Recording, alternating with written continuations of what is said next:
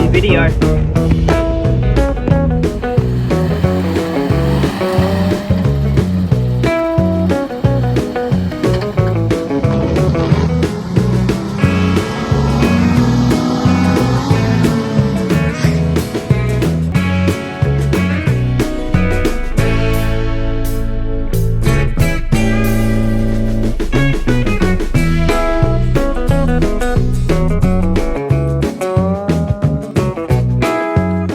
Welcome to a rundown video of my 2003 120 series Prado. I was about to start giving the car a little bit of a clean up, just a good detail before Christmas, and I figured, you know what, seems like a perfect opportunity to do a bit of a rundown video, which is something I've wanted to do for a little while now.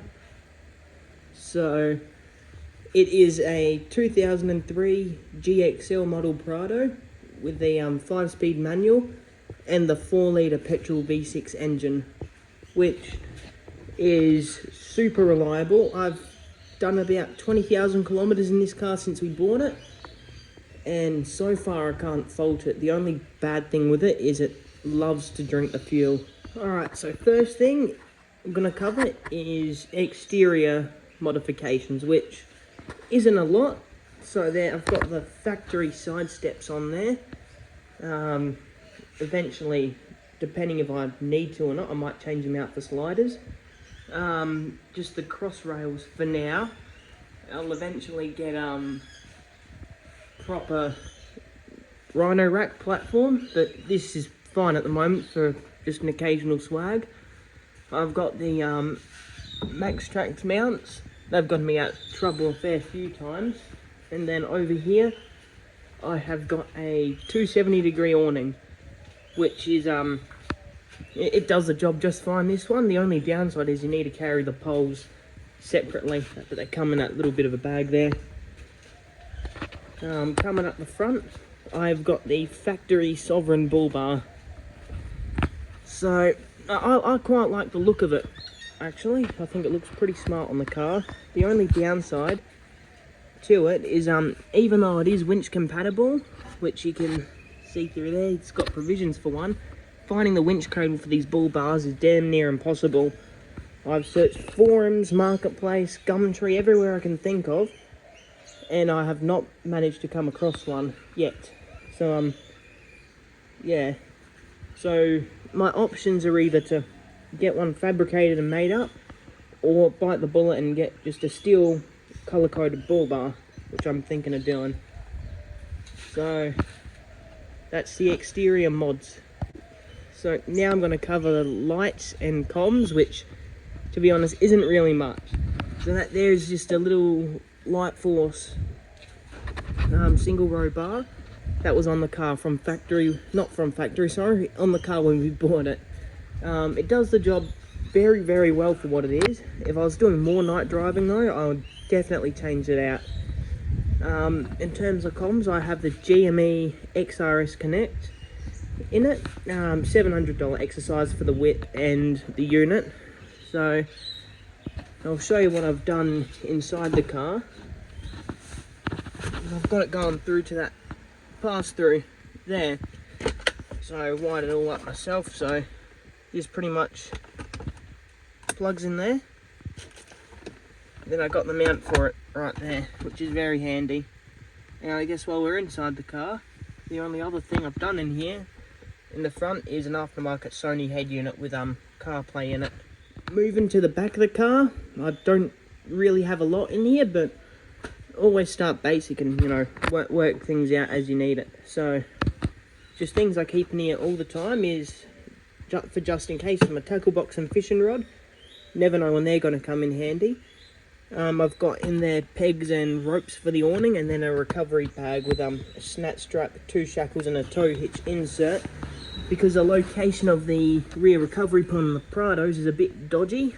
Not in terms of structurally, it's fine, it just, the straps foul on the bumper, which being plastic will easily rip off, so I don't want that to happen.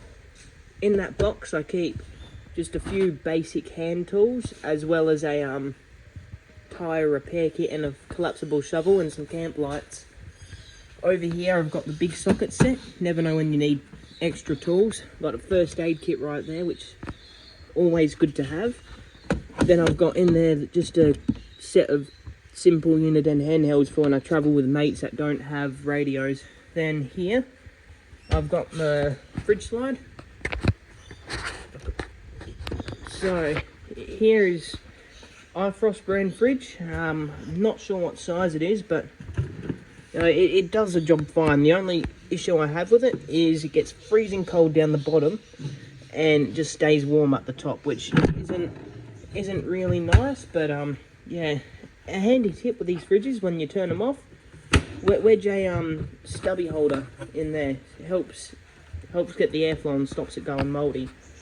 In the back there I keep the air compressor, which is just always in the car. You never know when you're going to use it on a day trip somewhere. But if I'm going somewhere where I know I'm going to be using the air compressor, I'll take it out and put it in the back seat. Same deal with the recovery, so it's easily accessible. Now this is the camp setup. So I'd have the awning set up, which covers all the way back here, so you can pretty much cook on this table under cover. It does have legs under there, but I didn't fold them out, just a bit easier to keep them folded up for this quick little bit of a video. I did take out the rear seats in the boot because they take up a lot of space and it's just a pain to fit, you know, your fridge in and camping gear and everything.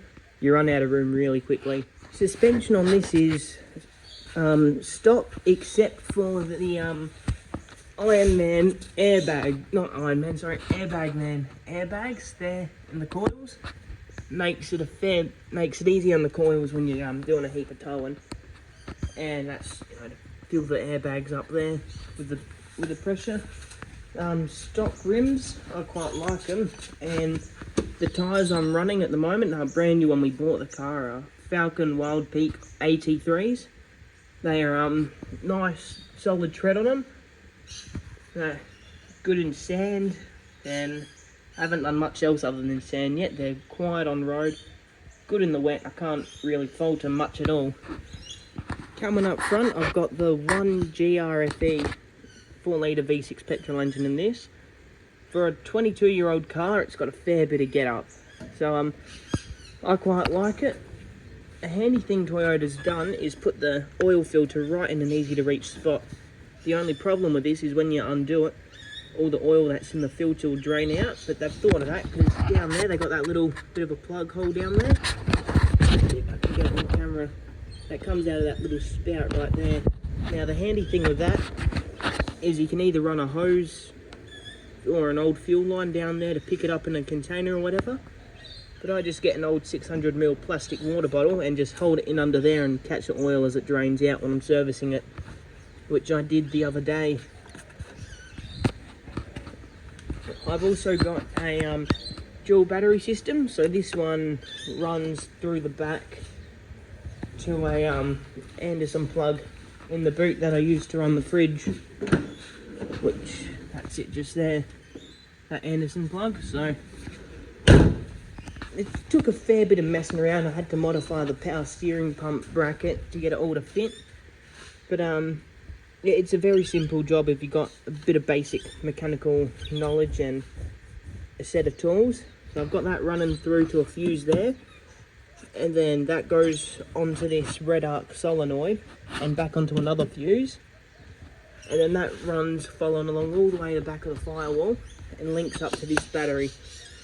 So pretty much how it works is when this battery reaches full charge, which that solenoid there will sense on the voltage, it activates it and allows charge through to this battery. So it's pretty much, when that's full of charge from the alternator, that solenoid engages and the alternator goes and carries on charging this battery here, which is very, very handy. Now, a question I see a lot, and there's a lot of, you know, debate about it with these Prados, whether you go petrol or diesel, is everyone says, oh, go diesel, fuel economy's heaps better, and, you know, you save more money in the long run. But in reality, this car, when we bought it, had 250,000 kilometers on it. It's got about 280,000 now. Something in the same condition, same spec, transmission, everything, But with a diesel engine, you're looking at straight up $25,000. This was 14.5. So unless you're doing astronomical amounts of driving each year, it actually works out cheaper to buy the petrol. So, but with a big tank, I've worked out with an average fuel economy of 15 litres per 100, which is purely city driving, I can get 1,200 kilometres from full. So, which is pretty good. Realistically, though, average, well, the minimum I get it down to, fuel economy-wise, is down to 14 litres. And I do a lot of country driving out on the highway. So that's not that bad.